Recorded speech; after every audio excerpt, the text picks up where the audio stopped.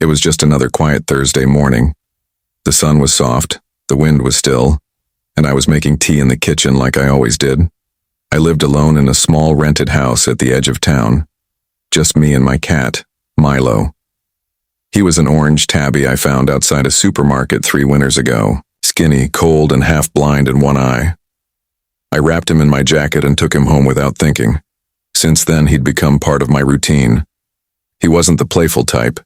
He didn't chase balls or purr loudly, but he followed me room to room, stared at the door when someone was outside, and always meowed once, just once, before he jumped onto my bed at night. We didn't speak much, but we understood each other in silence. That Thursday, Milo was sitting by the back door. His tail was still, his body tense. At first, I thought maybe he'd spotted a bird or a squirrel, but then he did something strange. He turned to me, stared straight into my eyes, and let out a low growl. I paused. Milo never growled. "Hey, buddy," I said, walking over. "What's wrong?" That's when he ran, not away, but toward me, fast. He leaped at my leg, dug his claws into my jeans. Not deep, but hard enough to stop me from stepping forward. I dropped the teacup in my hand. It shattered on the tiles. "Milo, what the hell?" He meowed, sharp and loud this time, and darted back toward the living room. I followed him, confused, heart starting to race. Then behind me I heard a sound, a soft click. I turned. Nothing seemed wrong. But the smell hit me next. Gas. Not just a faint whiff. This was heavy. Thick. It filled my nose, burned a little in my eyes. I looked toward the stove. I hadn't even turned it on yet, had I? I couldn't remember. Panic made my thoughts blur.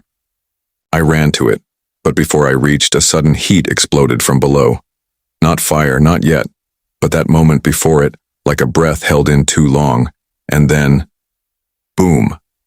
A blast of light, sound, and heat threw me backwards. I hit the ground, ears ringing, head spinning. Smoke swallowed the room. My vision danced. Somewhere through the fog, I heard Milo yowl. I couldn't stand, I couldn't think. The only clear thing was a soft pressure on my chest. Pause. Milo. He was nudging me, yowling over and over. I turned to my side, coughing hard. Milo moved, beside me, guiding me, pushing me somehow toward the door. I crawled. Furniture blurred past. The walls looked like they were melting. Somehow, I don't remember how, I reached the front door. I pulled it open. The cold morning air slapped my face, and I dragged myself out. Milo shot past me, then circled back, checking I was still moving. I lay on the porch for what felt like hours, coughing and gasping, until I heard sirens. The fire trucks came fast. The neighbors had seen the smoke.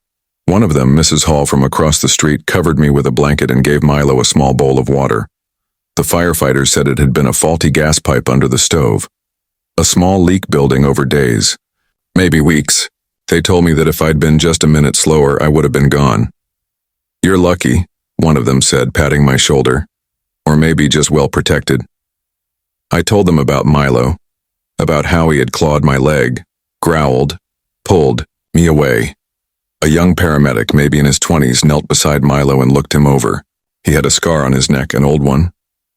The paramedic smiled sadly. "Sometimes they know before we do," he said, "especially the ones who've seen fire before." And that's when I remembered. When I first found Milo, his fur had been singed on one side. The vet had said he might have been in a shed fire or something small. He'd always been scared of lighters, candles, even birthday cakes. I thought it was just nerves. But now I knew. He hadn't just saved me. He remembered. That night we stayed in a motel.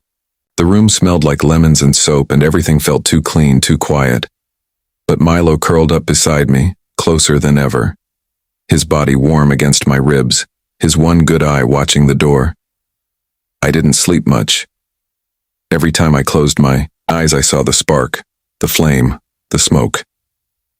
But Milo didn't move. He stayed right there. and I realized something. He wasn't just a rescue cat. He was a survivor. And somehow, deep inside, he knew when danger was near. Not all heroes make noise. Some don't bark, don't shout. Some don't even like to be touched. But when the time comes, they pull you back. Not because they're trained to, but because something inside them refuses to let it happen again. Milo saved my life, not with strength, not with speed. He saved me with memory, with instinct, with a scar he never forgot.